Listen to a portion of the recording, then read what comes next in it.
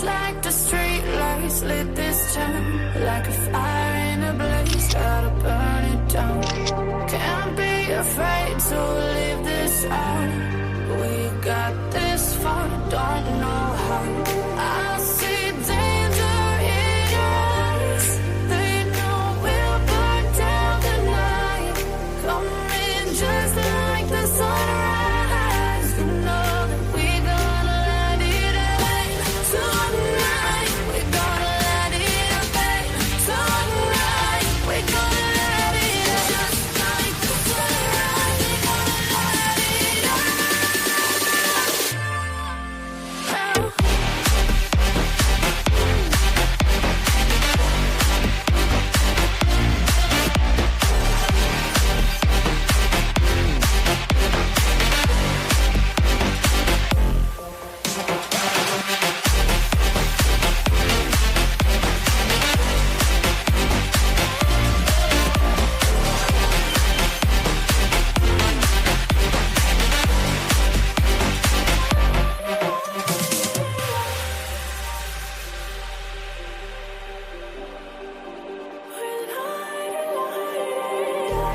Just like a spark that's breaking out.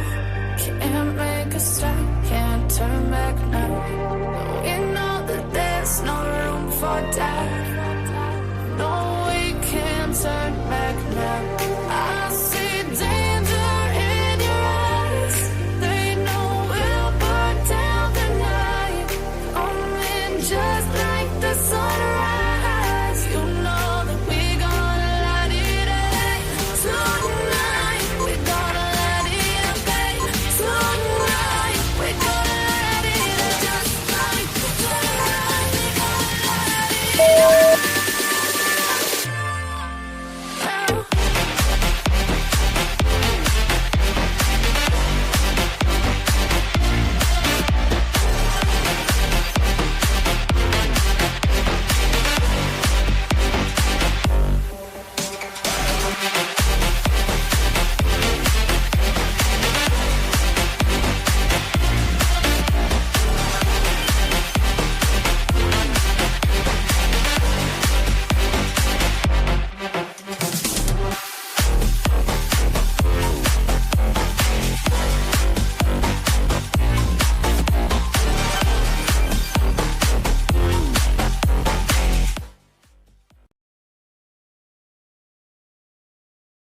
Hey everybody, welcome on in to tonight's live. How's everybody doing this evening? Hopefully you guys are having a great night, a great evening. What is today? I don't even know. I know it's the 30th, but it's Thursday. I don't know why I didn't even it's been a day. I didn't even check to see what the day was. I just knew it was October 30th. That's all I knew. So, wow, we're already almost a Friday? Where'd the week go? Man, I was busy this week. I'll tell you that. I really was. Welcome in, everybody. Hola, baby girl. Hey, Ladybug. Hey, Casey. Welcome in, everybody. It's good to see you guys. I won't go through the whole list, but I see everybody here. Hey, Princess. Changed your name back to Princess Elsa. Hey, Dawn. Hey, Tony. It's good to see ya. It's good to see everybody. Hey, Kathy. Kathy put everyone's name in here. Hey, Catherine. Hey, Kitsy Cats. Welcome in, welcome in, welcome in. Hey, Pete. That's just my dog getting comfortable. I think she's trying to move the bed. I might have to get up and get her a blanket. I knew I was going to get her a blanket. She's crazy. She's just crazy. Hey, PJs. Welcome in. Hey, Jennifer. It's good to see everyone. Yeah, where'd this month go? Really, for real. Tomorrow's Halloween. Does anybody have any little ones that are dressing up? I think I asked that yesterday, but I'd love to know because I think it's cute. I asked my hairdresser today. Their outfits were like, I was like, what? Like I don't even know what she said. A K-pop zombie something. I was like, well, that's very creative of an outfit. My Halloween outfits weren't that creative. You know, one is a ballerina one year, a pumpkin when I was one. I don't remember that one, but I remember the pictures. I went as a nun once. Hello. Who would have thought? But it was a nun from a TV show that used to fight crime, of all things. Who would have thought? Demon Slayer. Yes, maybe that's what it is, Tracy. I was like, that's creative. So you know what that is? I say, I don't even know. I don't even know. I think it was Demon Slayer or something like that. But yeah, I was like, oh wow. And then her son was going as like a dinosaur. I was like, that's cool. Like one of those blow up, the blow up costumes. Now that is fun. Are you getting it okay back here? She's moving the whole bed around. But yeah, I just think it's cute. So, or is your daughter or son going as a Kate? Tracy as a K-pop demon slayer, because that's what the name does sound like. Kathy's, I'm a French maid. Look at that. I should go as something, but I don't have anything. I think I could probably figure out something in my closet though to dress up as. I don't think I dressed up last year or the year before, I haven't dressed up since I was a kid. Why didn't we do that? I think we said last year we were going to have a Halloween party this year, probably. I don't know if we said that. I really don't know, but I'm just saying that because I'm like, we've never done anything really for Halloween. Sorry, my probably got eyelash or something going on.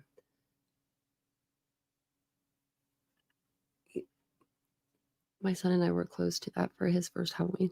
My mom had made me go as a pumpkin for my first Halloween. She said every kid should be a pumpkin. I'm like, okay. So for the first Halloween anyway. So I'm gonna go down to where I used to. That's actually scary to think about. Boo boo to me. I'm going back to my hometown just for a little while tomorrow. I'm gonna turn off my camera just for a minute and look at my I feel like I have like eyelash in there, or I don't know, something's bothering me. And I just don't want it to do it the whole time. Okay, I think it's gone. I don't even know what it was. I probably just need to put eye drops in. It's probably just dry. Hey Ace, you're a minion? All the 6th grade teachers are minions. Oh my gosh, that's so cute. That's so cute. Oh, it's a show. Okay, see it. I'm not good with that. I wonder what my friends' kids are going as. I'll just have to look on the YouTube tomorrow or the Facebook tomorrow. I don't really get on Facebook very often, but I think I will. I'll have to look at them tomorrow.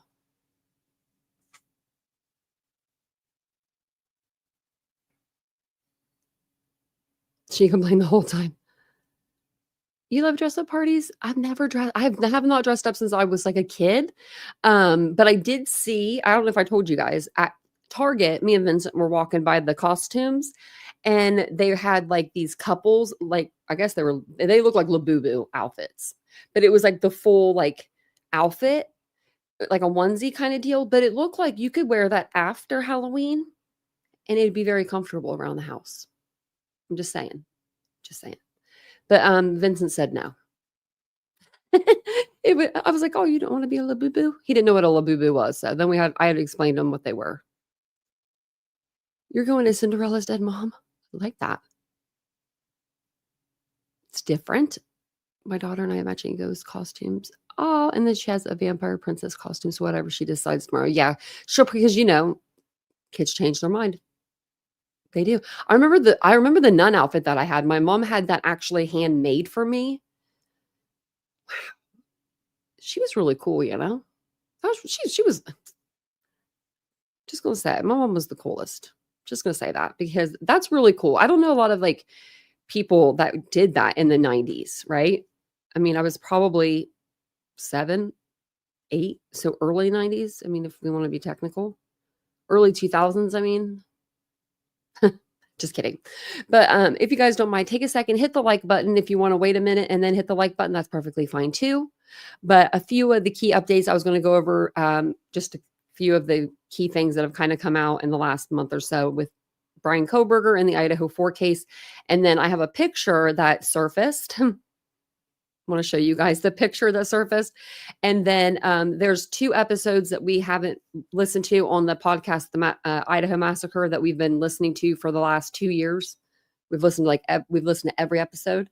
One of them is about Steve and Olivia and their like story together. I was saving that one for when this next one came out. That way we'd have like another one that, is based on the case to listen to as well. So if people don't want to listen to the Steve and Olivia one, I understand that.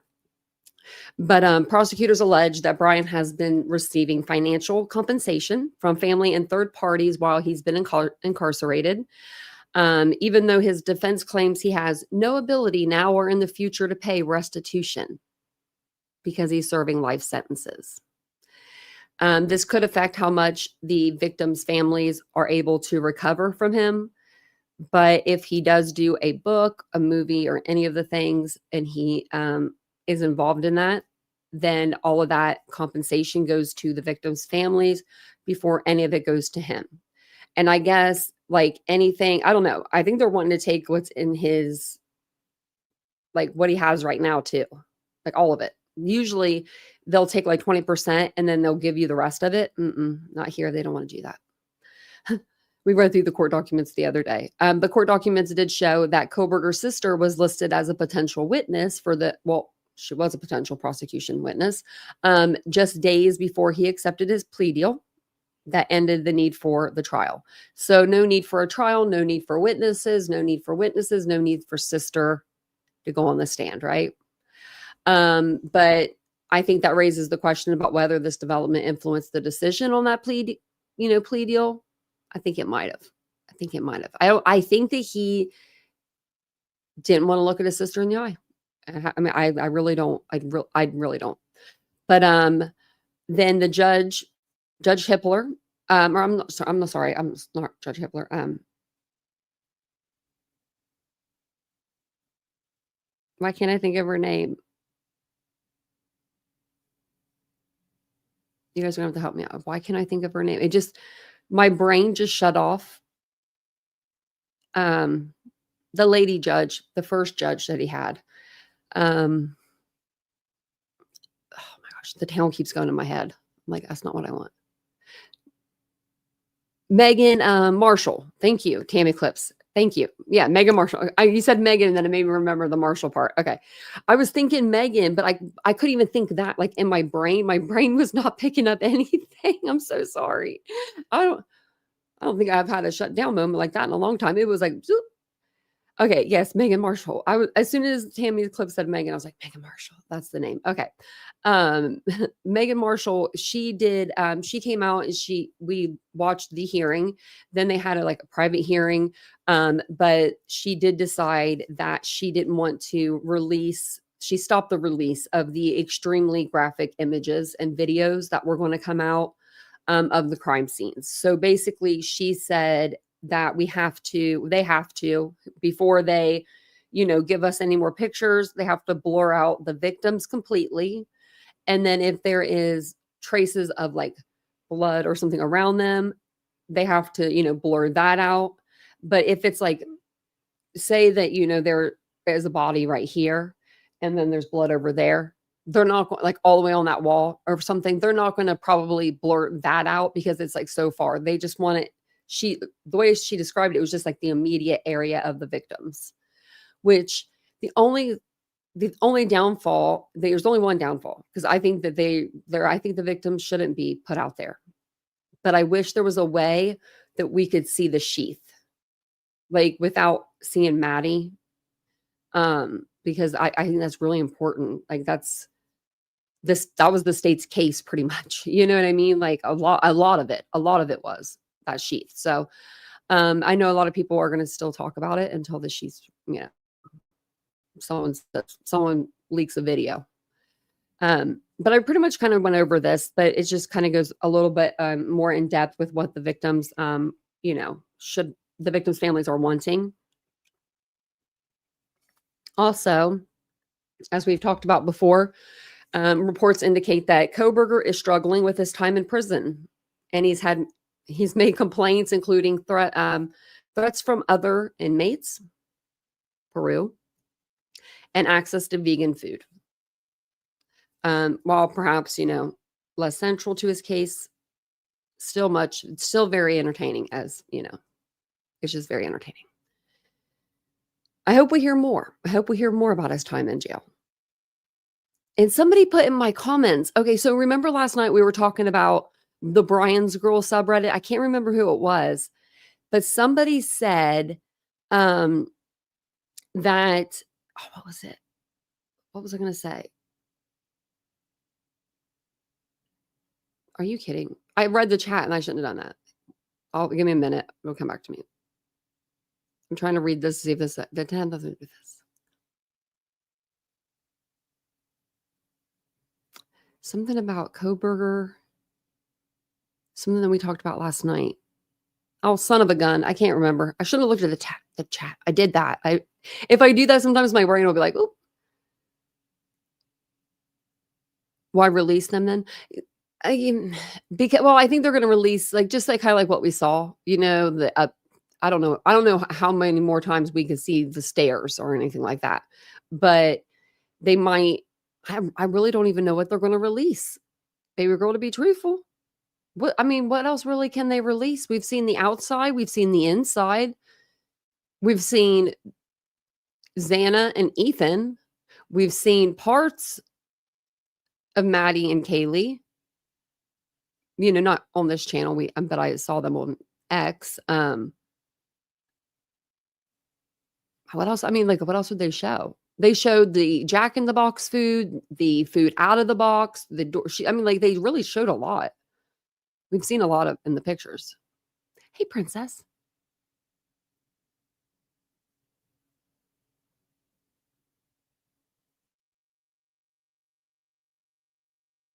Yeah, the one in Dylan's room is the one with the hearts. It has hearts on it. I remember that.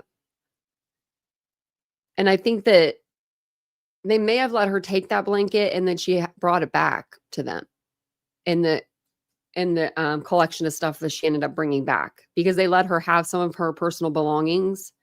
Like, I don't know, pair of shoes. I forget exactly what it was, but that was in there, like the blanket, I'm pretty sure. A jacket maybe. And then they called her, remember they in the paperwork, it was like we had to call her and tell her to bring it back because everything was evidence in the house, everything that was, I don't know why they would not think it was evidence, but I guess at the same time, I guess I could see where they wouldn't think, these are two, girls that were witnesses, or, one was a witness, but, both of them are, victims of this crime too.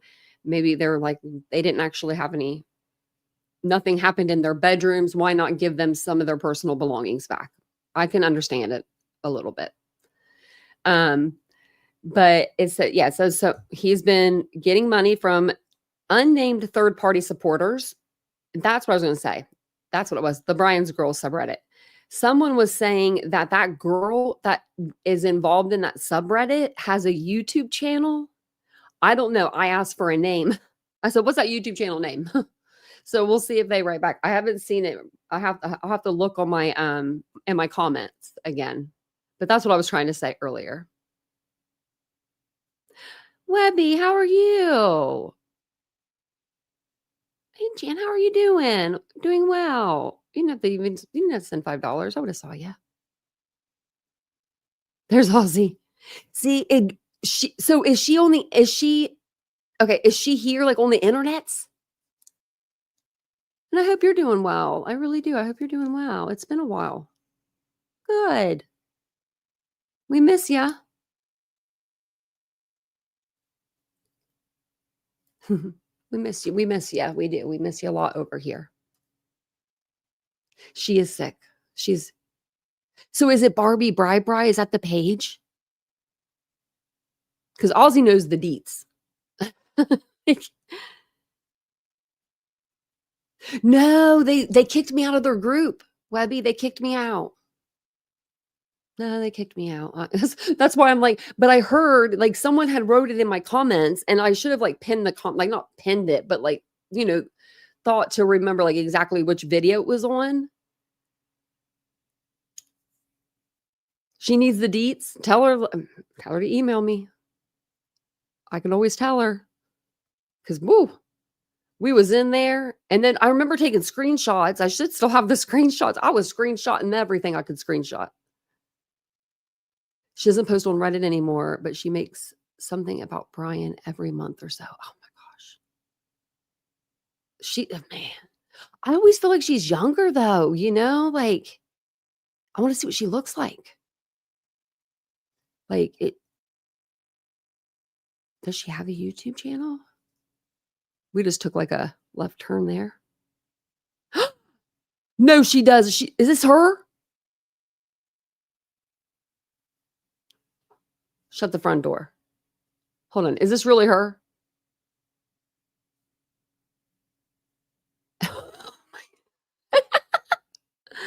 Yeah, Webby, just tell her it's titaniumboo@gmail.com. And just tell her we just found this. We just found the YouTube page. Oh my God, no. Make sure you follow me on TikTok. Oh my gosh, there's a TikTok. Oh. Oh, okay. We're circling back to this. We are circling back to this. We are okay. We're staying here. We don't need to know how much Bryan is giving and getting. We know he ain't giving any money, but we hope that they get it. This is just like what? Okay, so she's got this one. Great me. Oh my God. Do you see what this? The title. Rape me. Oh, I gotta turn this down, but we all know the song. Rape me. Oh my God. Rape me. Oh my gosh. Okay, somebody commented on this. Okay, where's the comment? They don't like me? They block me? Oh, what the F is wrong with you? That's what I'd be saying. Oh my God, this is Ozzy, you've been keeping this from me? This is a treasure trove. Bryan Kohberger for 5 hours. Oh my gosh, I bet you this is this a court hearing? I bet this is not. Is this going to be like pictures of him? Oh my God, is this going to be pictures of his crotch for 5 hours? Okay, hour 25 minutes in, we're still looking at the crotch. Okay, I guess that's all we're getting because the volume's up. Oh my goodness. I'm back to just Bryan Kohberger, dreamy eyes watch you for 5 hours straight. Please don't. Oh my gosh, this isn't.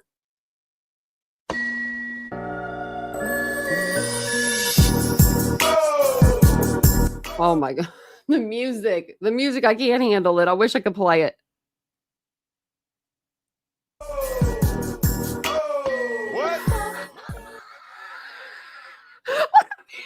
What are we witnessing? Okay, there's that. I gotta turn that off probably. I probably gotta turn that one off. She's gonna get me in trouble. I might have to screen her videos first. Girl. They say be afraid. Okay, what's this one? That's the same one. All right, here. Is this music? Yeah, it is. Okay. Oh my gosh, she's playing Katy Perry behind Kohberger. Do you think Kohberger would like Katy Perry? Oh my God, that's scary as hell. That is scary as hell, girl.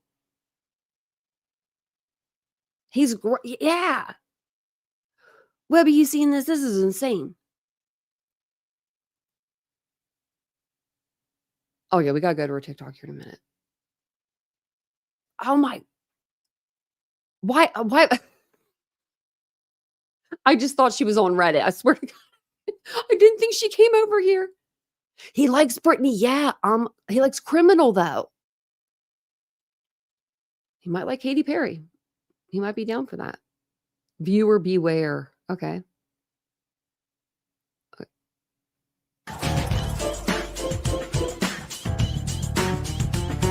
Oh my goodness. Is that his picture on a lady? What? I think you messed up on that one. You should have probably put him on the man. But a man with a man is fine. Yeah. I mean, I could see that. I'm sorry, I'm laughing. This is too much. Okay, where's Olivia? I'm sending this to I'm about to go on Olivia's TikTok and be like, let me give you a little present. Because I think she would be like, oh my God, this is actually kind of like hilarious. Because look at this. I mean, really, this person is absolutely insane. How long has she been on the platform? Let's see. It doesn't say where's her, like, where usually it says like right up here. I don't know where actually it says, but videos. Also, she used to have different videos like, oh wait, never mind, just a year ago. So never mind. Bryan Kohberger memes. Oh yeah, we're gonna have to definitely. Yeah, we're gonna have to go through this. Okay. Now you guys tell me if this is if this is Bryan Kohberger. So this new picture came out. If I blow it up, it turns really small. So I'm going to show you this picture here, and I'm going to show it to you like side by side with him with another picture. This is on Reddit, as you can see. I wonder if I open. Yeah, when I open the tab in another image, it like shrinks it all the way down to this for some reason. And this is tablet kid for life, I guess. And people were saying in here that this is like when he was like opening the tablet, so like when you're holding the tablet, like to open it, like you use your eyeballs. Now, wait a minute. No, they wouldn't do that. Does your tablet open like that? Hold on. I don't think it does. How do you turn this thing off? I don't even know how to work this thing. No, you have to put the number in. Unless maybe it's a newer. So baby girl, does yours tablet have the little button down here? Because mine does. And I didn't realize that the new ones don't have that. And now I want a new one. I have two. I don't need a new one. I'm not getting a new one. But I'm like, oh, it doesn't have a button anymore. So maybe that's what it is. If it doesn't have a button, it'll be the face. But I figured they had these older ones in the prisons, like with the button, right? What are you doing now? The other dog's scratching at her bed. Okay. Yeah, I got the new iPhone. I don't have the new iPad. But these are like pretty much new. I feel like we've only had one of these like under a few years. But the one that I use, that thing is like, yeah, it's crazy. It's crazy how long I've had it. I've had it and how long I've used it. So do we think this is Bryan Kohberger?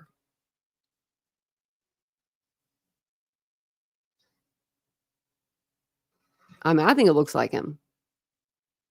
Now, I did try to put like a side by side together really quick, but you know me, and Canva. We're not like, and I don't know how to use AI stuff, as you can tell by my thumbnails. So, plus I wouldn't do AI anyway. But this is the best I could do, was this picture and this picture. But I mean, I think it looks kind of like him, but it almost looks like he has a real thin mustache right up here. Like, I don't know what this is. I don't know. It could just be the pixels of it's so pixelated, right? And you can't tell, like, it does look like fluorescent lights above his head. This could be, the white ceiling. Yeah, maybe. This could be like cinder blocks or whatever they are, like that concrete wall type stuff behind him. But I don't know. Someone posted this to Reddit and didn't really tell us much. You don't think it's him, Kathy? Pete thinks it is. Baby girl, maybe, yeah. The new photo of 163214, yeah. Like, we're just getting pictures left and right. We're getting video. We're getting pictures. Kohberger, we gonna see you around. I can go back a little if it helps. Like, I mean, this picture's so pixelated. Could you do that with AI? I mean, you probably could. Why'd I even ask that? Yeah, you could probably do that with AI. You could probably make it pixelated. Looks like his mama's house. Could be, actually. He did take a lot of pictures there. But yeah, I don't know. It's very strange. Very strange for me to, like, I just was on the Reddits and I was like, oh, look, Kohberger got a new picture. But yeah, I don't know if that's him or not. I think it might be. Think it could be. Oh, Kohberger. Okay. So let's move on to these episodes that I wanted to play you guys, because this is just Kohberger. He's just, I don't know. Actually, let me pull it up first. Okay. So these are the Idaho Massacre podcasts that we've been listening to. Body Moving, she's sometimes on these podcasts as well with them. And she's been on the channel before. We love her. And she does the best graphs I've ever seen. But they're going to talk about on the first. So we're going to do a double header tonight. We're going to do two podcasts instead of just one that we normally do. Because the first one is about Olivia and from Chronicles of Olivia. and Steve Jr. and how they kind of met and, fell in love through this case. So we'll listen to that. And then the next one is more about the case. So I figured we would, I'd slip this one in with that one in case people wanted to listen to this. I'm intrigued. So if you don't know who Chronicles of Olivia is, she's a creator on YouTube, but she kind of went over to TikTok more. I don't know. I might have lied. I'm not subscribed to her, so I don't know. I just don't ever see her videos pop up in my algorithm, but I know that she's on TikTok a lot. She does true crime, and Olivia, or I'm sorry, not Olivia. Kaylee was following Olivia when she died. So Steve had found Olivia's TikTok through Kaylee's TikTok. And that's kind of how she got the interview. Well, that is how she got the interview with the family in December, I think it came out. So she got that interview with them. And I'm assuming that's when she met Steve Jr. And so, they fell in love. I have to unshare and then share again. It said that we lost audio. So yeah, okay. But yeah, so I think it'll be cute. Yeah, she's I think that her content is better now. I like it more. I like her the way that she's going with things now. When she was teamed up with the Bullhorn Betty, I wasn't really in for it. I wasn't down for it. So, but no, I think that now she's kind of like by herself. She's doing good. So we'll play this. I'll put up pictures as we're like watching this. I forgot to grab pictures of Olivia and Steve. So give me a couple minutes. I'm going to just put pictures of the house up while I can try to find some of them. If I can find some to download. I didn't think about that. Sorry, guys. I'm usually just prepared with the pictures I have. I have so many. I decided to search the names of each victim on TikTok, and when I looked up Kaylee's name, and I'll be right in the chat with you guys. Back. We started talking every day. Within 4 or 5 calls, we were sleeping on the phone. I knew early on. Aww. I just knew that Steven was the one.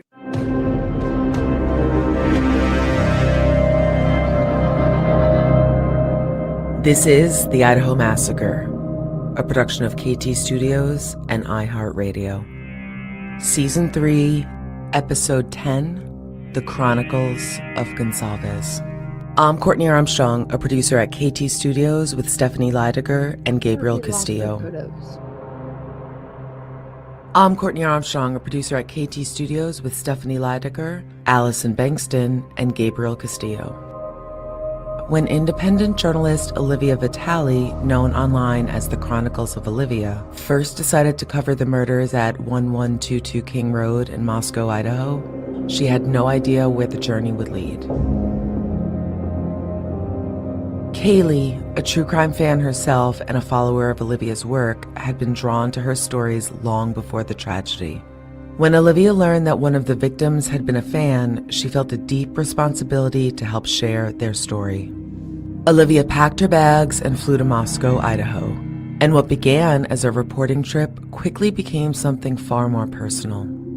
As she covered the Bryan Kohberger case head-on, Olivia found an unexpected light in the darkness.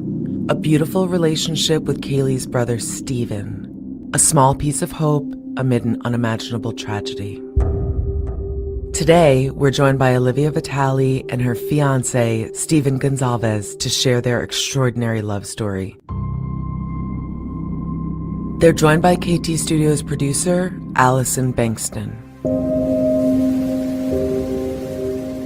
Olivia, we're going to start with you. If you can just tell me a little bit about yourself, your platform, your career as a journalist, what you're known for, just a biography of your career and what kind of brought you into the scene. So it started about, I would say maybe 5 years ago now, 4 with Gabby Petito. I never intended on being a journalist. I never woke up one day and was like, I'm going to do journalism. it just happened very organically. I happened to be living about 40 minutes away from Bryan Laundrie's parents' home, and this is when Gabby Petito was missing. And I just was very curious, and I was seeing a lot of videos going around, and I was like, this is... All right, just really quick, another thing about Olivia, which I think this is super stinking adorable. Her mom used to go with her on all of her, like, before she linked up with Bullhorn Betty, right? Her mom would go with her and be like her camera person and stuff. And I think that's really sweet. It's really sweet. Like they had that, connection together, and they got that time together to spend, like traveling, the United States and stuff. It's insane. It's happening very close to where I live. So my mom and we drove over there, and I began documenting on TikTok. And that was kind of the beginning of my journalistic journey. So I started for a few years covering stories boots on the ground. There's something about doing boots on the ground that I just enjoyed more than just being at home talking about a case. I like to be there and get a different perspective. And so I think people followed me because I was showing them something that mainstream media wasn't really showing them, and it was like a more personal view on things. And in some cases, families would reach out to me personally, and I would meet with them, and so I would show their story and give them some spotlight, because I did gather quite a bit of followers over the years, so it kind of helped give exposure. And that's really the whole point of what I was doing, is bringing spotlight to cases, and that was something I was really passionate about. And you're really good at it too. There's a lot of true crime journalists out there who are doing stuff on TikTok, but you've garnered quite a big following. What's kind of aside from being an amazing journalist and great at getting interviews, what's your secret? What makes you good at what you do? I would say maybe because I think of it in terms of technology and social media. It's the way that it's been created is people kind of have short attention spans, and I describe things in a way where it's easy for most people to understand. It's fairly I used to make videos that are pretty short, like under a minute even, so people would just get the information that they needed to know quickly. And I feel like that's another reason why people really watched my videos. And then the way I edited them and stuff was a little bit more creative, I would say. But I never went to school for editing or anything. I just learned through YouTube tutorials and then on my own through trial and error. But I think people they like the perspective I was giving them. 100%. And you have quite a knack for it. I think you're a great editor. I love watching your content. Olivia, can you take me back to the day when you found out what had happened at 1122 King Road? Where were you when you found out the news, and what kind of got you to say, I want to cover this case. I want to see what I can do here? I actually found out a few days later. I think it was like 3 days later. A friend of mine showed me a video, and I was on TikTok, and I started to see videos about it. And obviously it was very shocking. And I decided to search the names of each victim on TikTok. And when I looked up Kaylee's name, it said follow back. And that just kind of hit me differently. And I just felt even more compelled to go out to Idaho and bring awareness to the story and document it. Bryan Kohberger at the time was not found yet. And so there was a lot of heightened anxiety on finding the person who did this. And so I do think that Kaylee following me really prompted me more to go out there. Stephen, did you know that your sister was a follower of Olivia's? No, I didn't really know anything about Olivia until she interviewed my family. It was December 28th. Yeah. Okay. Mm-hmm. Yeah. So that was when I kind of became aware of her. When Olivia first came into your life, and that documentary you made with Stephen's family is fantastic. And I'd just love to hear about the process of that and how it got set up and what it was like kind of, being introduced to this family.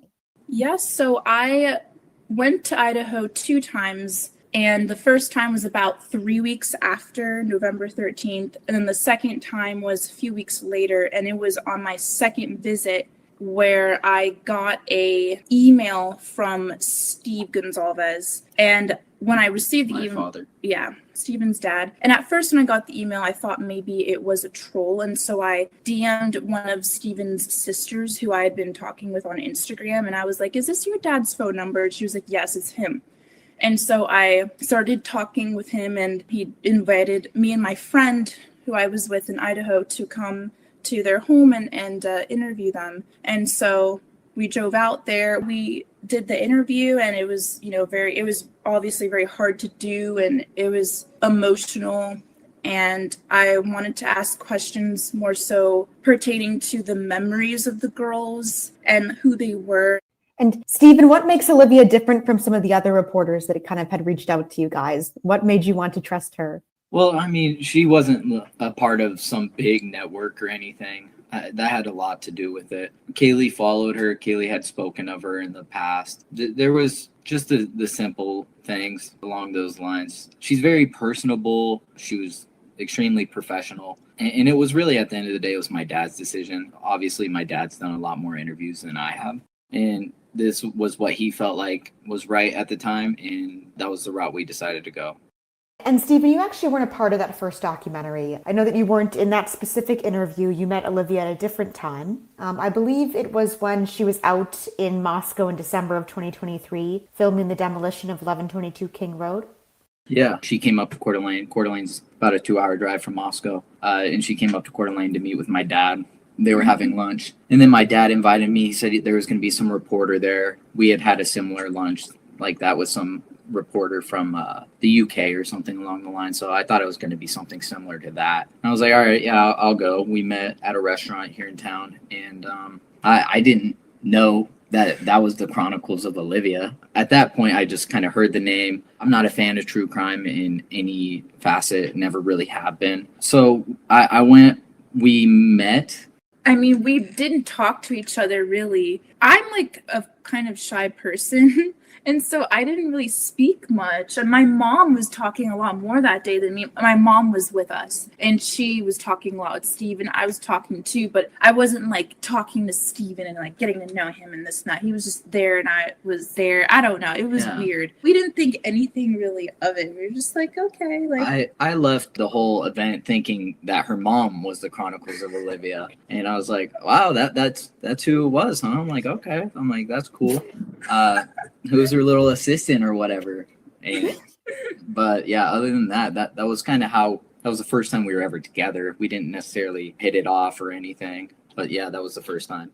And when did you guys start hitting it? Can you imagine that? Steve Jr. with that face right there, that face right there. He's like looking at Steve Sr. going, who was the assistant? Like who was the pretty assistant? Oh my goodness. I could just see that. Like, and then Steve being like, no, that was her. That was Chronicles of Olivia. That's really funny. And hey, Tumbleweed. It off.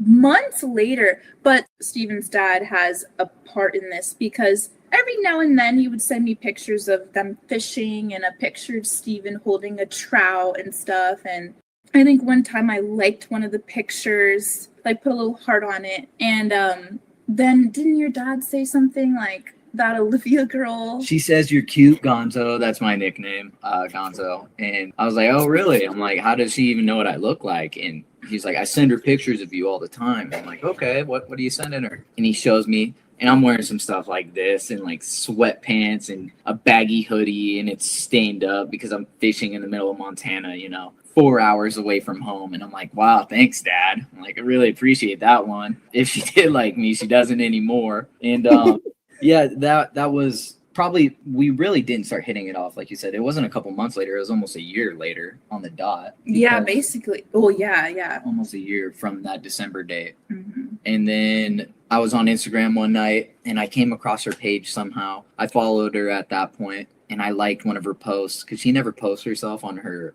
main page of the Chronicles of Olivia. And I scrolled and I was kind of stalking her out a little bit. I'm like, what does she do after all? I'm like, oh, that's Chronicles of Olivia, not the other lady. And then there was a picture that she posted of herself, and I liked that one. It was from 2 months earlier or something like that. And then she DM'd me that night, I believe.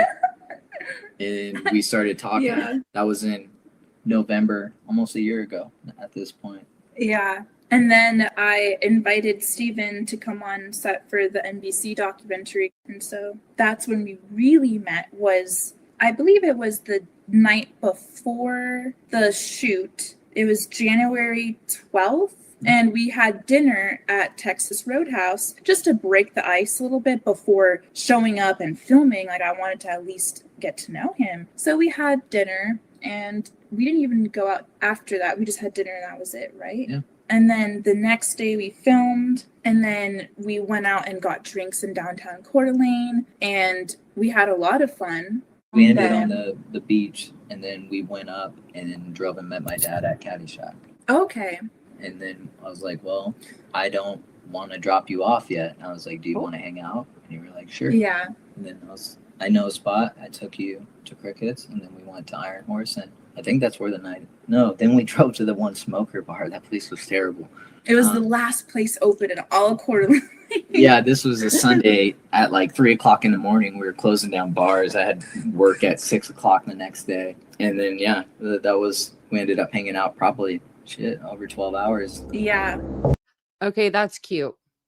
Okay, that's cute. That is really cute. I'm not gonna lie. They are cute together. Closing down the bars is always fun to do. And when you're, young and you're in love, or, you're like having that first date and you just don't want it to end. I could totally understand. That's so cute. That is so stinking cute.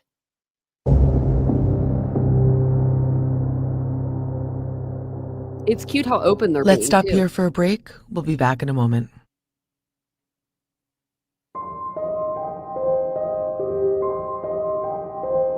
Stephen Gonsalves and Olivia Vitale first began hitting it off while filming NBC Peacock's documentary, The Idaho Student Murders, produced by us here at KT Studios. On January 13th, 2025, they spent the day filming at a remote cabin in Coeur d'Alene, Idaho. Olivia interviewed Stephen for the documentary, and the two spent time taking in the snow-covered beauty of the lake, reflecting on the case as Stephen shared memories of his sister Kaylee. Through that experience, their connection grew as they worked side by side on a story that held deep meaning for both of them. And dinner and drinks after a day of filming led to them falling for one another. Here's Olivia Vitale and Stephen Gonsalves, joined by KT Studios producer Allison Bankston. Stephen and Olivia, what was it like filming together? I know that these film shoots, I've been on quite a few of them too, but sometimes they can feel a little bit awkward. They're kind of hard to get used to. There's all these cameras around. What was it like first bonding in that type of environment? I learned that she was a lot more awkward than I had expected. I expected, you meet reporters, they're cold, and you can kind of tell these stories just don't really mean anything. And I was expecting to get that impression from her, and it was not the case at all. And I was just, in between scenes or whatnot, just trying to make jokes, lighten the situation. When something like this happens to your family, my sisters have lost friends because their parents wouldn't let them come over anymore because we're like the bad omen or whatever. And I don't want anybody to ever feel that way around me, or you got to dance around subjects or whatnot. So I was just cracking jokes the whole day, trying to make light of the situation. We were giggling. I was giggling a lot, but I know you were. Like, you have a very sarcastic attitude sometimes, and you were very sarcastic, and I was like, oh my goodness. And it was just funny. We were just kind of like, it almost felt like we were two kids. I don't know. It was just, we were skipping rocks, and you could tell. A lot of people, I've seen comments online, people talking about the rock scene and how they could sense something. People can kind of feel that there was something there, and when I look at that video, I see it now. When we were working through that footage, we were like, they are going to end up together. This is so cute. We thought it was, you could just see the chemistry between the two of you. And I love how much fun you guys had with it. And then, so after this really fun, great night out, which those are always the best dates when they don't end until like the very, very end. You're like, oh my God, it's been 12 hours. House. And that's the best kind of date. It ends at the Waffle House. You be eating some food at the Waffle House. I'm just saying. I ain't afraid to like no Waffle House. Haven't had it forever, but I think I would. Really starting to fall for each other. When did you guys decide to kind of take it to the next level after, meeting this weekend? Well, she went home that Monday, the 14th January. You were going to take me to breakfast if I had stayed. Yeah, I was like, Or you should have yeah. stayed. We could have got lunch together because I was just about to go on my lunch at work. And I was like, Aw. that sucks because she got to the airport like 4 hours early or something ridiculous. And I was like, you're just gonna chill at the airport. I was like, we could have got lunch. I guess that was making a move. I was trying to keep it professional. You know, I'm a representation of my last name, and it's kind of larger than me. She took that as flirting, and maybe it was a little. Because bit. I was like, oh, like the fact that he wanted to have a breakfast or lunch brunch with me, that means that he, you know, I don't know. I just felt something. I was like, and then we kept we were Snapchatting mostly, and you said something along the lines of, I might have to make it out to North Carolina or something. I was like, he likes this boy.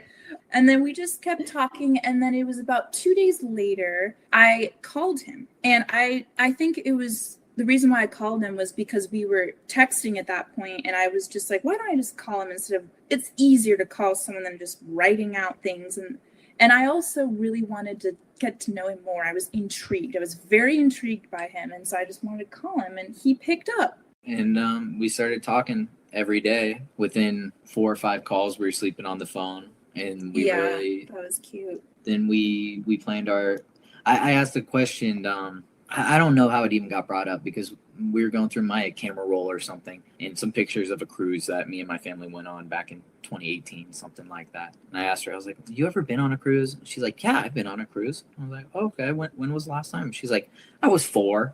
I was like, that doesn't count. I'm like, you went when you're 4? Okay, let's go on a cruise then. And she was like, okay. And then I was caught off guard a little bit. I was like, all right. We start planning it. And then I'm getting to the point where I'm booking it. And I'm like scrolling over the checkout button. And I'm waiting for her to be like, no. Like, are you serious about this? That whole conversation. She never did. I hit checkout. The cruise was booked at that point. That was for Valentine's Day, or at least Valentine's week. And we met up in Louisiana. You guys should have a movie, honestly. This is like making me giddy over here. It's so cute. I'm a big sucker for the details, and I love the cruise stories so much. I know that you sent us a few photos of you guys on that cruise. Can you tell me about some of like your favorite memories from it? Because I think that is just the sweetest, cutest thing. Like, you know, you're newly in love. You're on this really fun, kind of kooky, fun, like exciting cruise. I'd love to hear some of your favorite moments from it. Oh yeah, dolphins. I That was so fun. Dolphins were like, we were booking excursions. I think this was like the week before we left. And I was like, what do you want to do? And I picked out a couple, and I threw one in there that, I mean, I really didn't want to do, but I knew she would. So I threw it in there, and it was the dolphins excursion. And I was like, damn it, that was the one she picked, right? I'm like, I don't want to hang out with dolphins. I'm like, that's so dumb. And then we did. And wow, those things are a lot cooler than I really expected. Oh, we went to the beach in Belize. Yeah. Yeah. They had like $2 shots. $2 rum shots. We barely made it back on the boat. Barely made it back. Oh my gosh. And then Cozumel, absolutely loved Cozumel. So Yeah. fun. Cozumel was we were cute. snorkeling, and I'll never forget, we were both snorkeling, and there was a bunch of fish that came around me, and Steven was like, gosh, I wish I had a picture, like a camera, an underwater camera, because you look like a mermaid with the fish around you and stuff. And it was really magical. This sounds like a blast, like the rum shots, the dolphins. It sounds like a dream vacation. And then how did you guys kind of make long distance work at first? You know, after the cruise, you came back and you were official. Did you have to do any long distance, or did you kind of start moving right away? Right after the cruise, we flew from Louisiana to North Carolina, and he spent 4 days with my mom and I up there, and he got to see where we were living. And we would FaceTime when he was not at work. We had like 20-hour FaceTimes. Olivia, when did you make the decision to move to Idaho from Asheville? Literally, I mean, even on the cruise, I like knew it was going to happen. Like there was no doubt in my mind. But yeah, I knew early on. I just knew that Steven was the one. I don't know how to explain it, but I always thought it was just like not even possible. I thought it was something in the movies. Let's stop here for a break. We'll be back in a moment.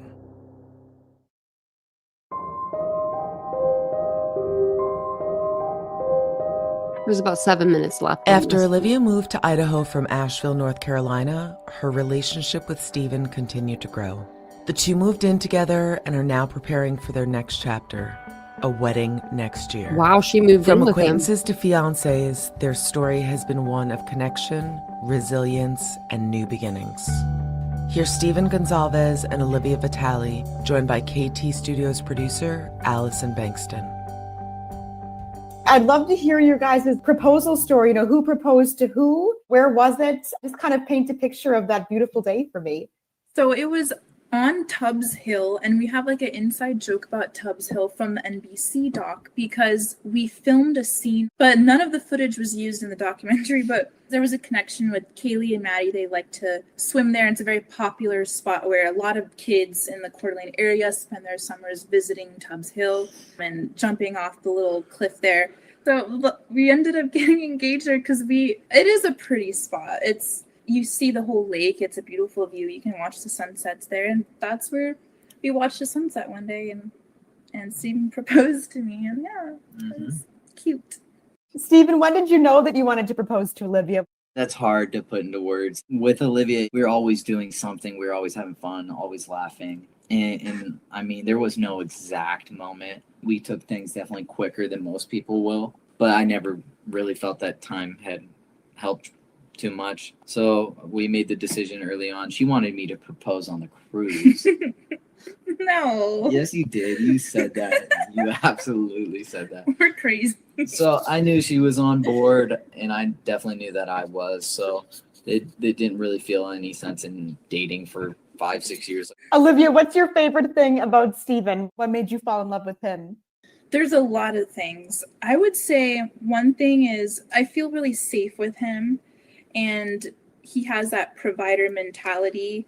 We just fit very well together and have very similar values, like the same values and wants, which I think is really important in a relationship, is making sure you guys are on the same page with very important life decisions and things.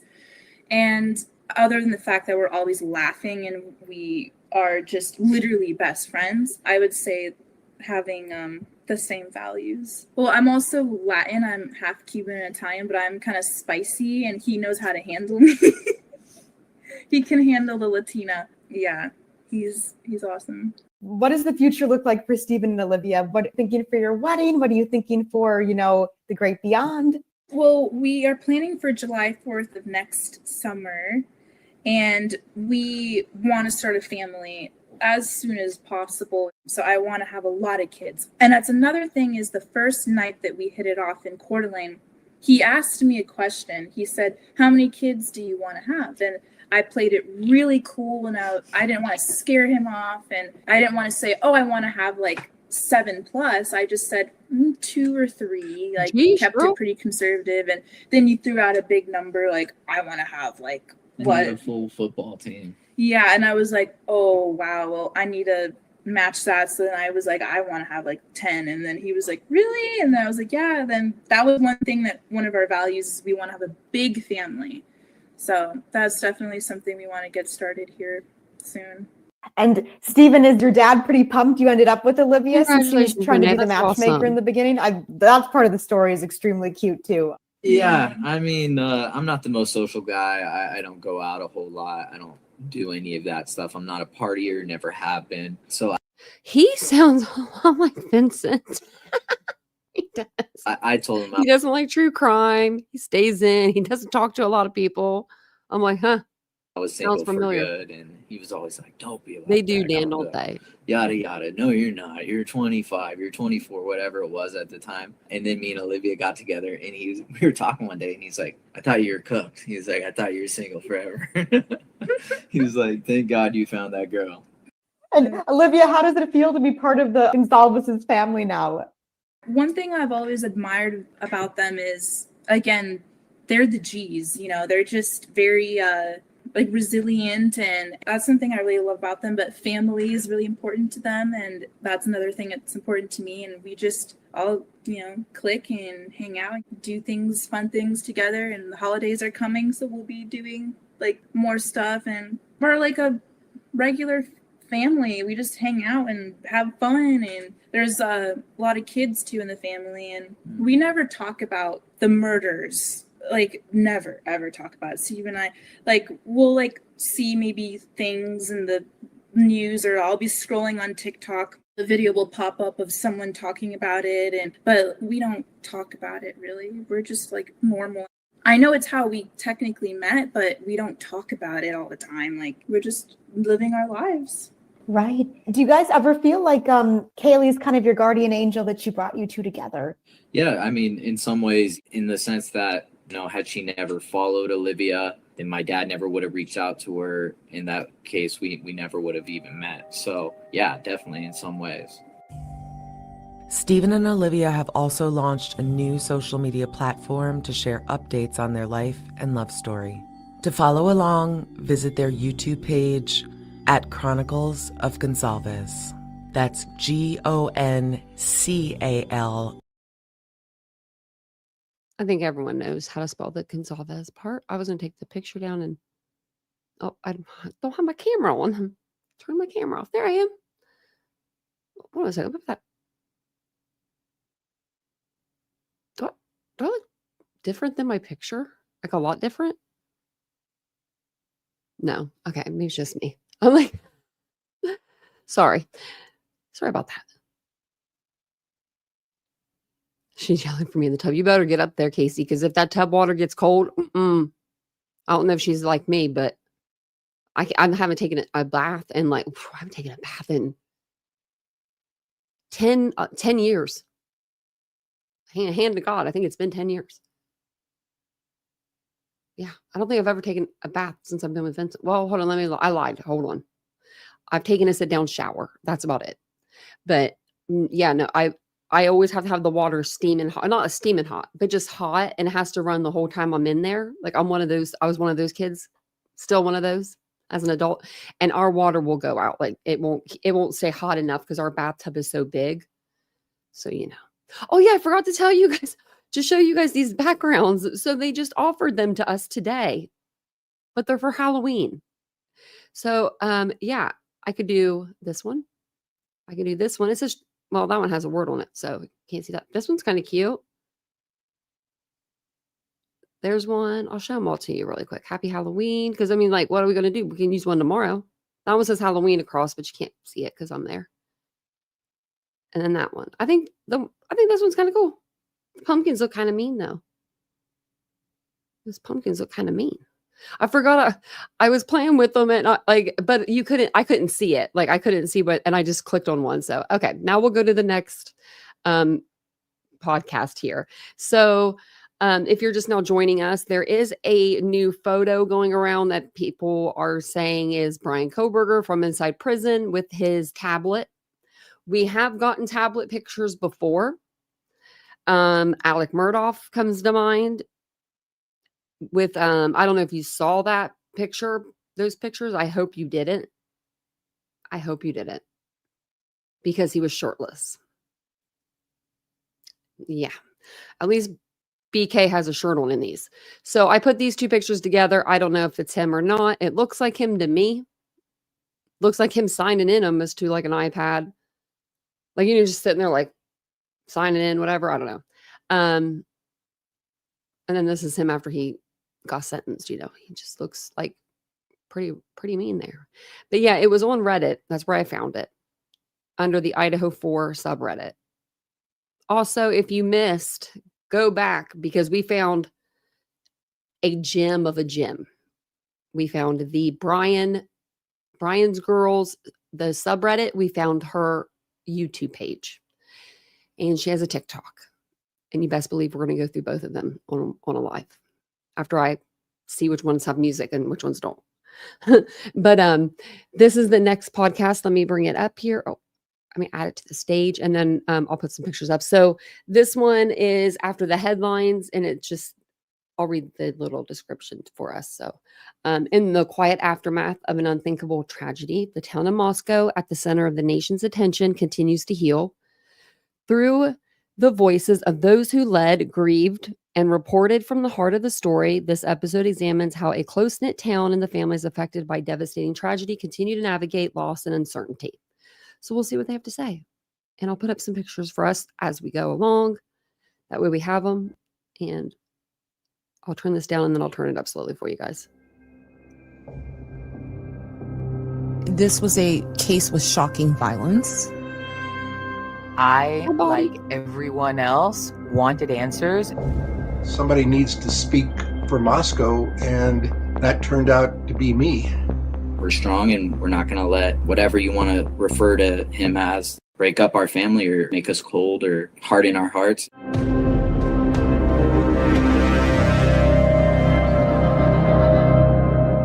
This is The Idaho Massacre, a production of KT Studios and iHeartRadio.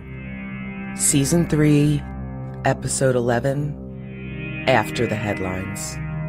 I'm Courtney Armstrong, a producer at KT Studios with Stephanie Leidecker, Allison Bankston, and Gabriel Castillo. After Bryan Kohberger pled guilty last July, his name and face have slowly begun to fade from the headlines. News feeds every hour of every day have grown quiet. The horror he unleashed at the University of Idaho still casts a shadow, but finally, it's starting to drift into the distance. We've been reporting on the Bryan Kohberger case since the very beginning. From that first breaking news alert to every twist and turn that followed. And now, as his story reaches its final chapter, ours does too. In this episode, we hear from Moscow Mayor Art Betke on how his town, once bucolic and quiet, was forever changed on November 13th, 2022, and how they're finding ways to move forward. We're also joined again by Kaylee Gonsalves' brother Stephen, who shares what it's been like for his family now that the case is finally over. But first, Stephanie Leidecker, crime analyst Body Movin', and I reflect on our own journeys throughout this story and how covering the murders of Madison Mogen, Kaylee Gonsalves, Xana Kernodle, and Ethan Chapin have affected each of us. Here's Body. I think acknowledging the emotional toll that this has taken on everyone is important, and that even if you're approaching this case from an analytical standpoint, as I have really tried to do and not get emotional, vicarious trauma is still a real thing. It's really hard to believe that it was 3 years ago because I remember so distinctly exactly when it happened. I mean, I remember that the Christmas lights were still on. I remember that the couch that they partied on was still outside that the kids congregated on. And I definitely did not anticipate and could not have anticipated that it would end the way it did in the court, that it was a plead out up until the last minute after all of the negotiations and laborious motions back and forth, that it ended with a whimper instead of a roar. I think when we started this project, I personally set out to almost disprove that Bryan Kohberger could possibly be the killer. It didn't make sense. You know, a PhD student, as we've talked about so much, a loving family, someone who had a lot of opportunity. And, you know, listen, this particular case, it didn't check any of the very air quote common themes. It didn't involve greed, revenge, or heartbreak. It just didn't check any of those boxes. And I think the fact that there didn't seem to be an obvious motive has always, frankly, kept us up at night. Bryan has no real connection to any of the 4 victims. And to me, that remains shocking. And I had to take my skeleton down to put him up. I think we were all scratching at trying to figure it out or trying to have it make sense. And I guess that's the unknowable journey that I guess we just won't get to because there is no obvious answer. These are 4 incredible humans who lost their lives seemingly senselessly. And it makes us think about just randomness or, you know, crimes of opportunity. What does that mean? How is it possible that the person who was studying crime became the criminal himself? We still don't have a clear answer as to why. And I think that's going to be a bottomless pit for so many. And listen, we talk about this very often. Speaking of closure, it's this ripple effect. It's so many were affected by this, ourselves included. We're not related to any of the victims. You know, we don't know Madison Mogen directly. We don't know Kaylee Gonsalves or Xana Kernodle or Ethan Chapin. Even though our hearts are with their families, we've all been obsessed with understanding understanding this better. And I guess the takeaway really is that we all care very much. Often we attach to a case because it resonates with something personal like injustice or loss, curiosity, or even just empathy. And once we identify why it mattered to us so much on like a personal level, maybe we can redirect that same level of empathy to something important moving forward to help us even move forward. I think it's important to remember why we cared. I, like everyone else, wanted answers and was on the search. We all teamed up pretty much immediately because it just seemed like this nightmare happening in some place so idyllic at such a perfect time in a young person's life when everything is still ahead that we all just got hyper invested. I think collectively, the whole country got hyper invested. This Yeah, we case did. ripped our hearts out. And that hole will remain, right? I think this was a case with shocking violence, and it had this small town like backdrop. And for the first 6 weeks, there was this whodunit kind of mystery and, the sleuthing culture that I've been a big part of. And the combination of those things made this case very intriguing.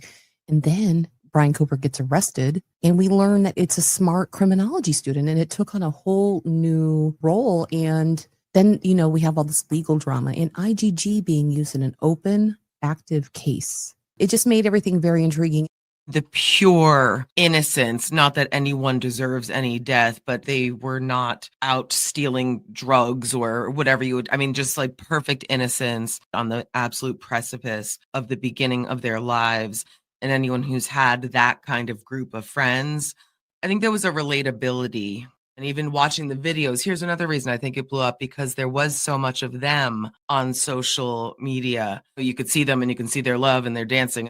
One of the things that I think made this case blow up, it was this small town backdrop and this idyllic college experience that a lot of us really wish we would have had. This idyllic American town that has this amazing campus, the University of Idaho, almost became the fifth victim because so many people that live in that town were being harassed and accosted by media. And the trauma itself of the event, just knowing that something so scary could happen so close. Remember, this is a small knit community where people send their children because it's so safe. That's where you're supposed to romp and have fun at university, is because there's this implied safety. So just the fact that it's not the case is also proof that this kind of thing can happen anywhere. And then, you got crazies out there like me wondering what's going on, probably calling the Moscow Police Department incessantly, asking for updates, wondering when the next press conference is coming, et cetera, et cetera, et cetera. It must have been a lot for the city of Moscow to manage. The town of Moscow, Idaho took an unimaginable turn when the murders at 1122 King Road occurred on November 13th, 2022. One of the people on the front lines was Moscow Mayor Art Betke. As the city faced an onslaught of national media attention in the aftermath of the murders and Bryan Kohberger's arrest, Mayor Betke served as a crucial liaison between the community and the outside world. We spoke with Mayor Betke to hear his firsthand account of what it was like to lead a small college town through an unthinkable tragedy. When you became mayor, did you ever see your term going in this direction?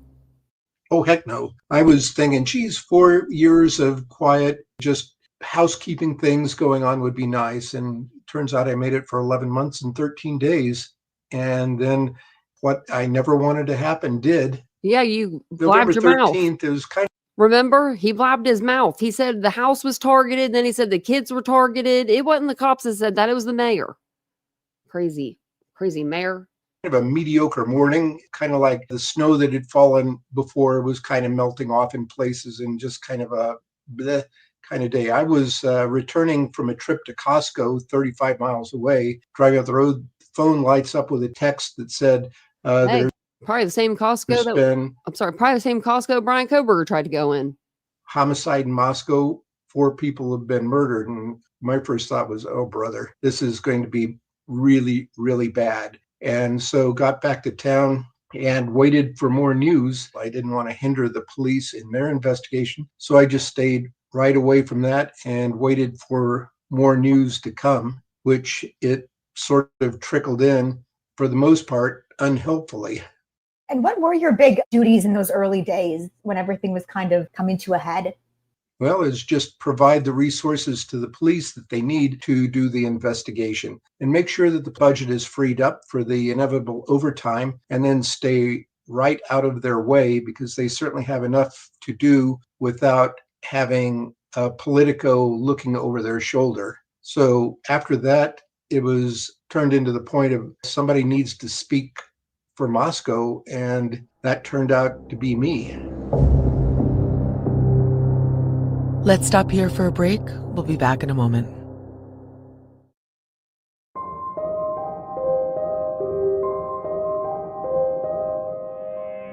After the murders at 1122 King Road, the quiet town of Moscow, Idaho was instantly flooded with national and local reporters, along with countless social media sleuths and TikTokers, all searching for answers about what happened to Madison Mogen, Kaylee Gonsalves, Xana Kernodle, and Ethan Chapin.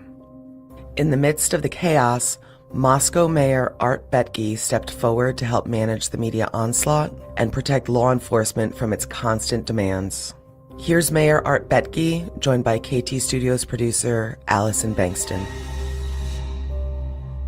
Now, to start with, I'm a biochemist. I am not really a professional politician, and I'm certainly not a crisis communicator. So things were difficult. What was it like taking on this new role, especially coming from, working in biochemistry, and then all of a sudden it's kind of like you're the spokesperson for the town dealing with this tragedy? What is it like to transition into something like that? Horrible, just awful. A transition to an event like this is a lot different than a transition to something about, we're having a big festival in town or something like that. The major problem was dealing with the national media. The local folks are all very good. They have a vested interest in the community, and they're our neighbors already, and they understand. However, the national media, I don't know, what's a good analogy? I suppose the national media is like a strip mine where they come in, wreak havoc on the environment, and then leave with a big mess behind them. And dealing with the national media, where they really care only for a soundbite, is difficult. It's a daunting task, and trying to navigate that in a fashion that does not demean the magnitude of the event or harm those who are directly involved or even peripherally involved is a really tough task. Oh, it is. It's a very tough task. I think we've done a pretty good job on this channel. I didn't know many of the details of what went on, and people asking with the implication that I'm hiding something, when I avoided getting involved with the investigation, so that when I said, I don't know, because I deliberately isolated myself from the investigation and the evidence. So it was really terrible to try to explain to these people who are going, well, we heard that. It's kind of, well, I haven't heard that. I don't know what to say. So you probably know more than I do, which was frequently the fact. Can't imagine someone just being like, you're hiding something, especially with these investigations. Everything has to be so tight-lipped to protect the integrity of it. I'm sorry you had to go through that. Well, thank you. But I must give kudos to our police department. They weathered a lot of criticism. They were extremely tight-lipped. They protected the evidence. They protected the case. They didn't say anything that would give away the direction of the investigation to alert the perpetrator. And frankly, they did a bang-up job. I will say that. Watching. I mean, you know what? Maybe we need to review those, because I'm thinking back on it, like they did a lot of press conferences. I will say that they were doing press conferences every few days. Like people were demanding them, you know what I mean? They didn't have to give us that many press conferences, but they did. I know that they had someone come in, a public speaker, right away, because Chief Fry was like, he was freaking out a little, he said. So, they did have someone come in and help them like be able to speak and what to say and kind of what not to say. But if you think about it, like that would be hard to keep your mouth shut. If you because you're getting closer to the suspect, you're starting to things are starting to click. You're starting to get the car, you're starting to get the person with the, you're looking at the person in the license. He's kind of looking like the person that Dylan described, and then you kind of are going from there, you know? That's when it gets exciting. I feel like that's when you'd want to say something, but you can't. You got to keep your mouth shut, and that'd be hard. Watching the emails come in where people were impugning the police department as being a bunch of Keystone cops, inept, unable, overwhelmed, useless, botching the investigation. And that went on until about December 30th when the arrest was made, at which point the tenor of the emails switched 180 degrees. Oh, brilliant job. They did so great. What perfect policing, things like that. And it's kind of, people, you all are just bonkers. And I don't think the prevalence of social media has helped one whit in any of this, where people can hide behind anonymous emails, make the most egregious comments. What was it like when Bryan Kohberger was arrested? When that news was revealed in Moscow, did it feel like a weight was lifted off of everyone's shoulders? Can you kind of take me back to the moment that you found out that an arrest was made? I knew something was coming down the pike. I was alerted the day before that there would be something coming. Didn't say what, just prepare yourself. But when the news did come out, I swear there was a waft of a breeze coming down Main Street that was a collective sigh of relief. And that pertains not only to the citizens of Moscow, but the students in attendance at the university here, because after the Thanksgiving break, a great many of them did not come back to town onto campus out of concern for their safety. And so we were starting to get pretty worried about what is the attendance at the university going to be at the start of the new semester. And I will say that students make up probably about a third of the population of Moscow. It is substantial. And so when the 30th of December rolled around, the arrest was made. As I indicated, the tenor of everything changed drastically. And then when school started up, the 8-9 of January, something like that, more students were back than had been in attendance at spring semester the year before, and overall higher attendance at the university than in any of the past years. So really good. So having that arrest when it occurred really changed the way people look at things. And it was the start of some sort of return to normalcy for the city. Absolutely. And were you surprised that it was Bryan Kohberger, someone from a neighboring college, or what did the community really think when they saw this guy and this is the person? Well, the first thing they said, well, who the hell is this guy? Nobody knew. He wasn't on anybody's radar. It was just, where did this guy come from? Everybody was bamboozled. So, of course, the analogy I always use for this is from Lord of the Rings, where Sam and Frodo are marching across the plains of Mordor to ditch the ring. And the great eye of Sauron is sitting there looking all over the place, looking at him, trying to spot him. And then the guys show up at the front gate to Mordor, and the great eye of Sauron flipped instantly. Same thing happened here. So we had all this Mayor, media attention about how inept and stupid we are. And then as soon as Kohberger's name came up as a student at Washington State University over in Pullman, which is a short 6 miles away, the entire media attention flicked and was aimed square at Pullman. And it was a weird phenomenon. The amount of the jolting change that occurred at that point. He's mad nobody called him anymore. Stunning. And I don't think Pullman was quite ready for it, probably more so than we were when all of this happened. But still, they got the media attention on them, and it was tough for them too. I can only imagine. And for Moscow, for the community as a whole, how were they all impacted by this tragedy? The impact on the community was vast because Moscow is a pretty tightly knit town. So in Moscow, you wind up with either you knew the students or you knew somebody who knew them. And so the whole town is directly or just slightly indirectly associated with the students who were murdered here. And it's something that you can't get away from. And so the impact here was vaster than it would have been in a larger city. Right. Yeah, absolutely. And then how does the community feel about the plea deal?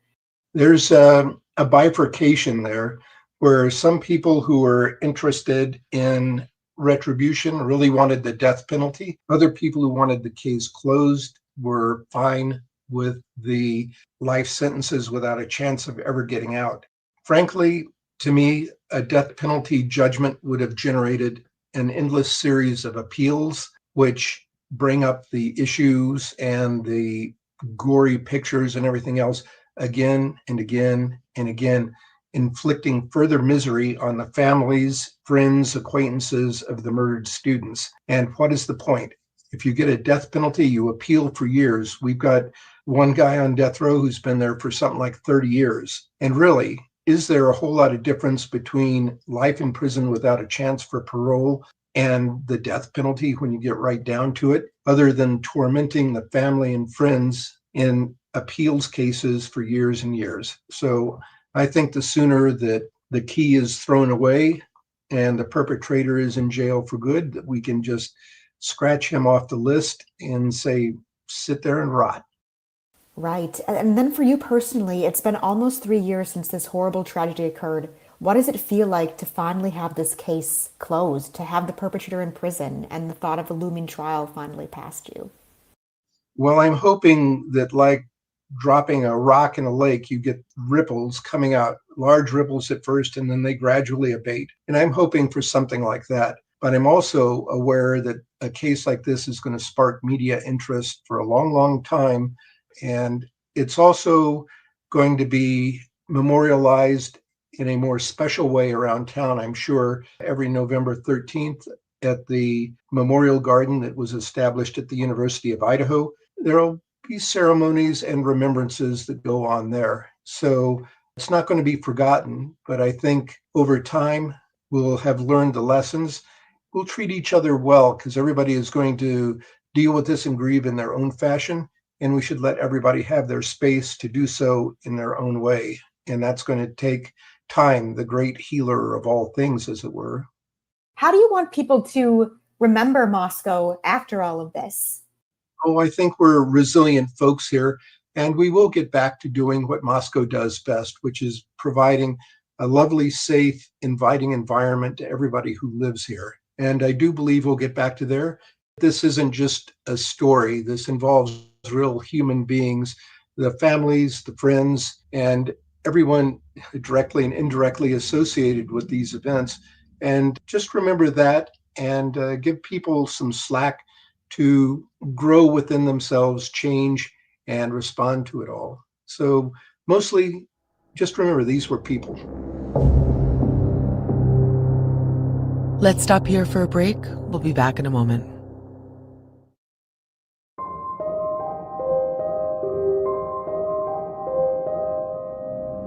Madison Mogan, Kaylee Gonsalves, Xana Kernodle, and Ethan Chapin were bright lights, kind, loving, and full of promise. Their lives were stolen far too soon by an act of pure evil. And still, their families are left grappling with the haunting question of why. Why were their beloved children robbed from them, their lives cut short without reason or mercy? Unfortunately, that answer may never come. And yet, through unimaginable loss, these families have shown extraordinary strength, finding ways to honor their loved ones and keep their memories alive. Here's Kaylee Gonsalves' brother, Stephen Gonsalves, sharing how the end of the case has impacted him and his family. He's joined by KT Studios producer, Allison Bankston. With Kohberger taking his plea deal, what has it been like these past few months, just kind of coming up for air after living in this horror for almost 3 years? What is it like to finally be at the end of it, to just start healing? Yeah, I don't know. It sucks. It never should have played out like this. I don't know. In some ways, I don't know. I feel like I don't get closure from 3 hots in a cot, and this guy gets a gym membership for free for the rest of his life. And every time I go to work and clock in and clock out, those taxes go to him. It's a joke. It's really unfortunate. I don't know if closure is the right word. I guess the silver lining of that would be that he's not still out.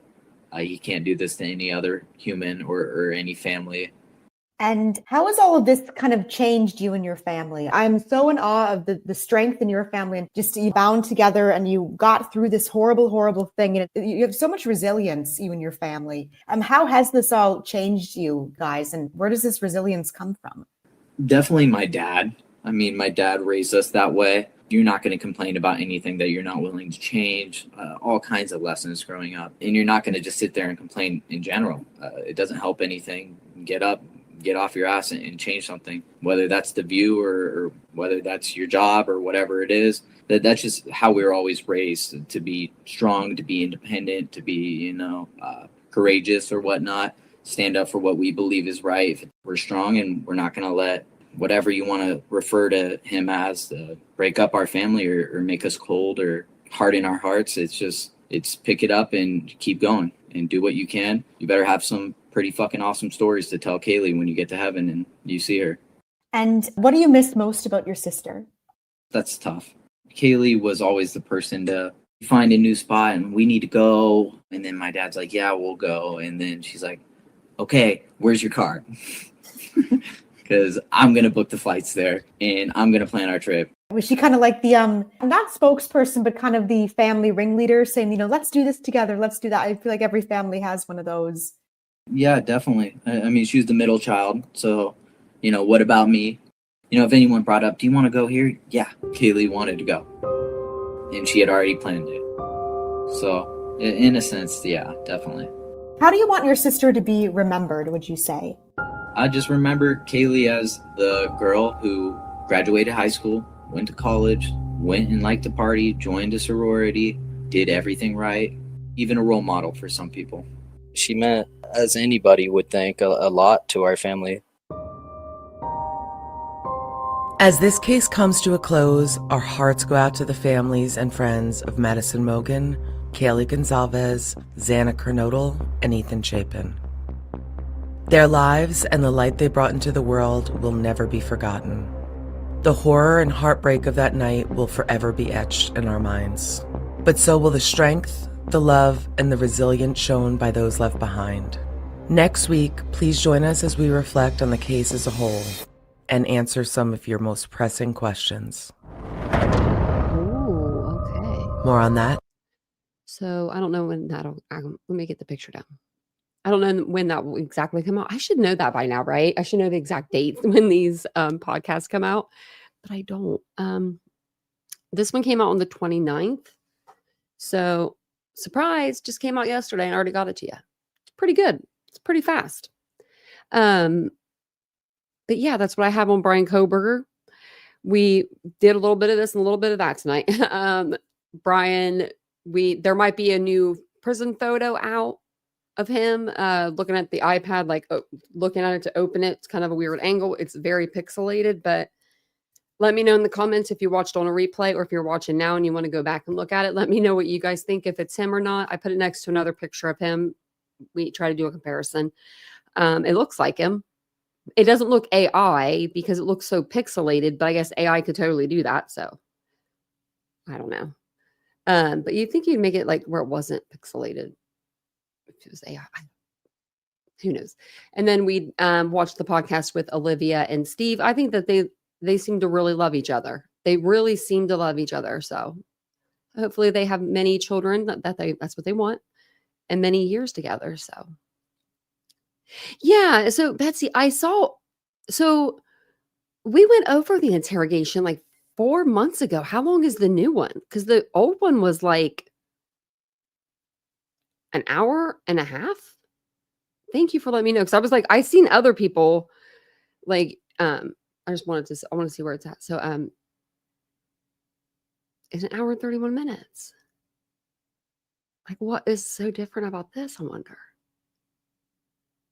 The girl in the window, she said that last time.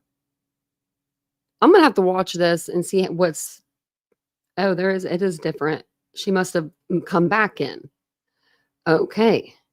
Well, it's an hour and 31 minutes, so we'll probably watch that tomorrow if you would like to. If you'd like to watch that tomorrow, we could definitely watch it.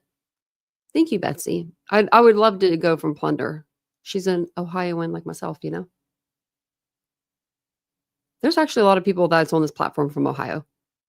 And some people are too close for my comfort. You know what I mean? You know what I'm saying? Stay over there in your part of the state. There's actually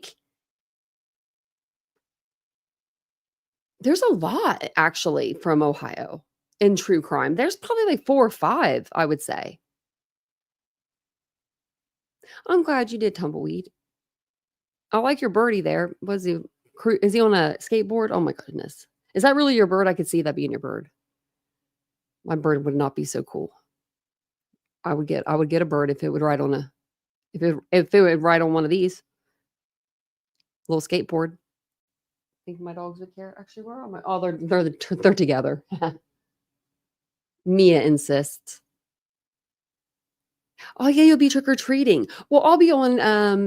I'm not sure what time I'll be on. My appointment's at 1:30, but I was going to meet up with a friend afterwards. But I don't know if that'll actually happen or not because you know how that is when you're an adult. You become an adult and you go to hang out with a friend. Something always comes up. So I think she did, Dion. I think in her first interview, she said she saw it. And then what else did we find out? Oh, Bryan's girls. Jan came in. That was good to see Jan. And I think she brought it up. Did she bring it up? Someone brought it up. But anyways, we started talking about it. And then I was like, wait a minute. Someone had left a thing on my, like a comment saying this person had a YouTube channel. So we found the YouTube channel. And then I guess they have a TikTok. We're going to have to go over that. I might just have to cut off the monetization to the stream. So like, so I can play the music, like, so we can get the full effect. Cause man, that's crazy. And she said, Anjanette Levy wanted to know the deets. I'm like, well, I'll tell her to email me because we know a lot about them. I tried to sneak in the first Bryan's girls, but they knew who I was because my name, I think. So I had to change my name on Reddit and I laid low for a while. And then I snuck into the second one. Oh my gosh, we're bad. Hey, we had to know. We had to know what was going on. And I remember taking screenshots. It's on my old phone, but all the photos, you know, all my photos come over. I saw that. Let me see. Let me look something up really quick.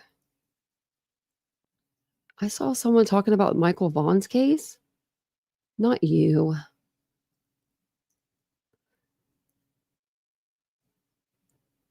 I don't see anything. People are saying that there might be an arrest.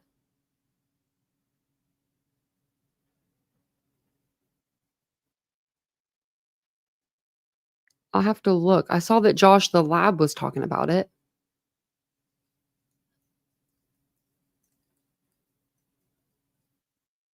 Something like, it says no arrest, but you know that's wrong. Well, I hope that they arrested them.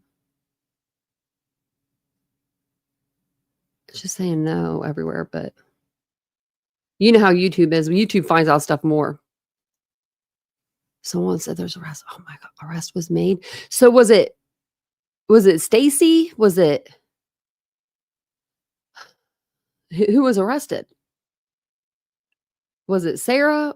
Was it the guy from Ohio? I can't think of his name. Adrian? Who got arrested? Sweet little boy. Yes, Stacy.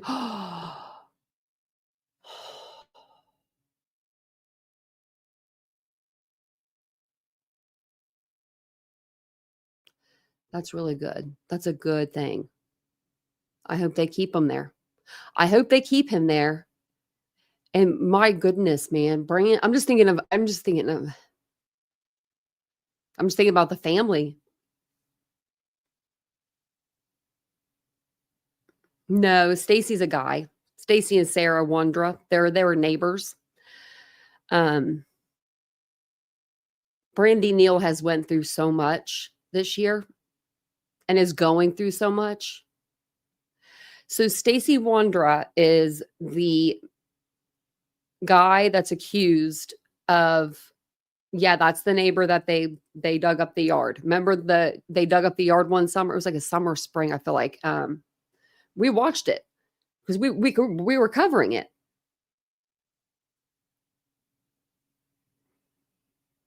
It was Adrian. I think Chris was the last one, the 4.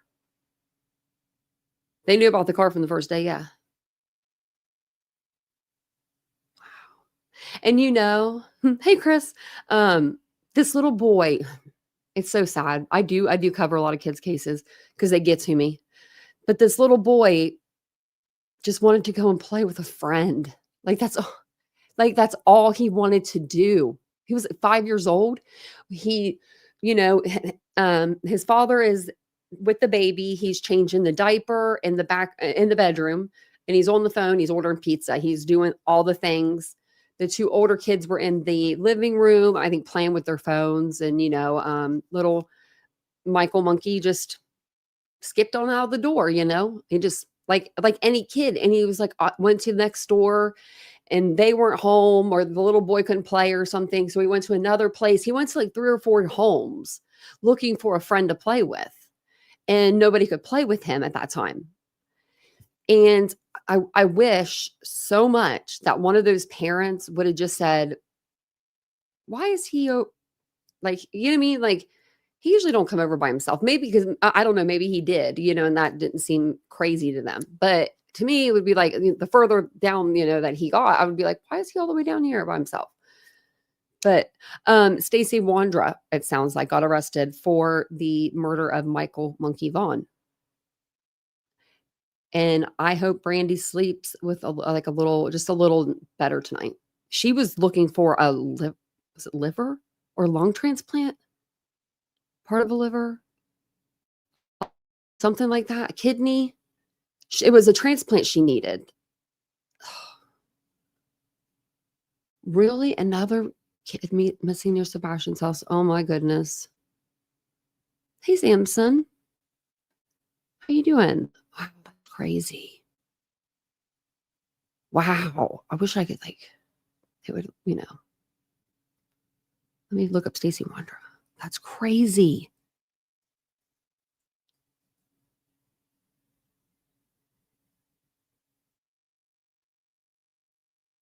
I'm wondering if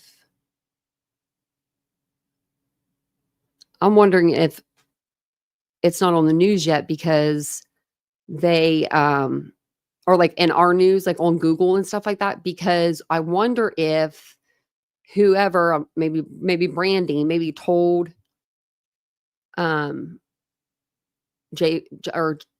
Justice for All, one of those people, or maybe the lab. I don't know. They're live with them, but you said Jays for Justice had it. So let me go over there real quick.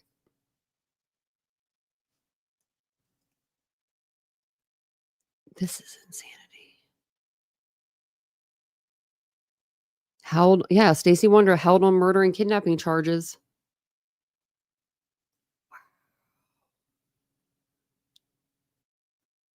Okay, I think she just talks about it. Oh, okay. That's where it was. Purple had it. Now let me go back to the live tab, because I think she's still live. I thought I saw her live. Yeah, I'm not subscribed, but she's always on my live tab. I don't know.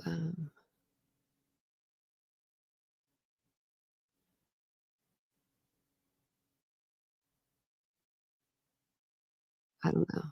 Doesn't look like it was on that one. So maybe it was on like a previous one. But wow. Yeah, they're saying that's what they're saying. So I hope they keep him, because last time they had him in there for a while and then they let him go. But this time, I mean, they must have. I wonder what they have. I can't wait for the press conference. What's his name? JD Huff? Is that his name? The Sheriff Huff? I think that's his name, JD Huff. I remember, attractive guy. Like muscular, I feel like. I'm not mistaken. Like, I remember looking at him and being like, he's gonna get the job done. Like, he's gonna figure this out. Like, he looked like a cop's cop, I don't know. So hopefully hopefully they keep him on those charges. I mean, that's just I'm really like blown. That's a good thing to stop. That's a good way to end the live, really. I mean, we're gonna have to cover Monkey's case again. Oh, Casey, you should have saw Brandy Neal. I mean, she's been on every YouTube channel that she could get on. I mean, real in a good way. Like, she would go on anyone. It's like, you're talking about my son, let me come up and let me talk about my son, right? Like, I could tell you everything about him. And she would. I mean, and then she was sick and she was still doing it. And she was literally living in that same house and then seeing that same neighborhood. Oh, just bless both of them, It was nobody's fault that monkey got out that day. Like, it wasn't the kids' fault. It wasn't, the dad's fault. It wasn't Brandy's fault. She was at work. People have even blamed her. It was nobody's fault, but Stacey Wondra and his stupid wife, and they're probably their stupid friends. And I hope whoever's involved in this, I hope they all get arrested. And I hope that they are maximum penalties. I hope that the judge is so pissed that he has to deal with these people, that this case hasn't been solved in some 5 or 6 years. I hope that he's like ready to put the hammer down. I'll be there with my magnifying glass. I need to fix this part. It's kind of loose. A magnifying glass. I think I'm gonna start collecting magnifying glasses. I got another one that's like really big. I'm gonna put back there where Ladybug got me that pumpkin. I think I need to put new batteries in the pumpkin. Doesn't look as bright. I think that's what I need. So, but yeah, amen to that, right? That's a good way to end the live. And yeah, so we went through a lot of stuff with Coburger tonight. If you want to rewind, it was a good live. And then yesterday we did a live over Austin Drummond. If you didn't see that, he was in court. So that was nice to watch because, we want to see him get the death penalty. He killed 4 people and he took a baby from her parents and then took her and just put her in someone's yard. So he'll go back to prison. He's about to be shipped, or actually he's already there. They shipped him off back to prison because, jail can't handle him. So there's that. But thank you guys for being here tonight. I appreciate it. Like my pumpkin background. Oh, and look at this, the little, overlay thing. It was a skeleton earlier. Look at that right here behind the writing. Thought he was so cute. I could do this too, like a trick or treat. I like the skeleton. I think it's cute. Okay. Hey, Bree. Good night, Bree. I hope you guys have a wonderful evening. Thanks for being here with me tonight. I'll be back on tomorrow. It'll be probably around the same time, but make sure you check the community page just in case. I should be on at 9:15. But I'll see you guys all then. Have a wonderful night. Bye, guys.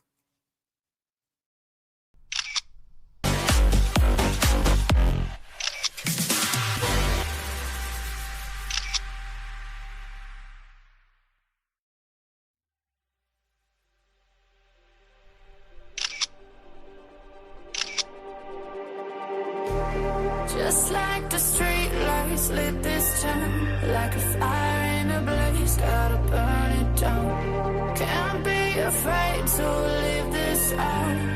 We got this far, don't know how. I see danger in your eyes. They know we'll burn down the night. Coming just like the sunrise. You know that we gonna let it out. Tonight, we're gonna let it out.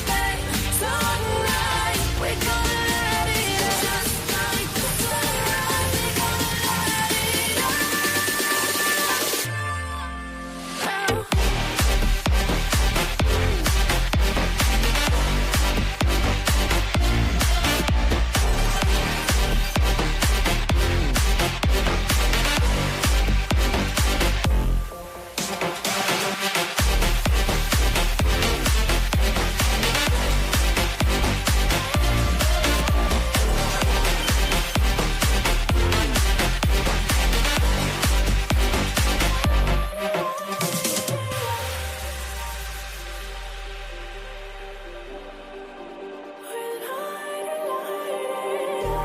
Just like a spark that's breaking out. Can't make a stop, can't turn back now. We know that there's no room for doubt.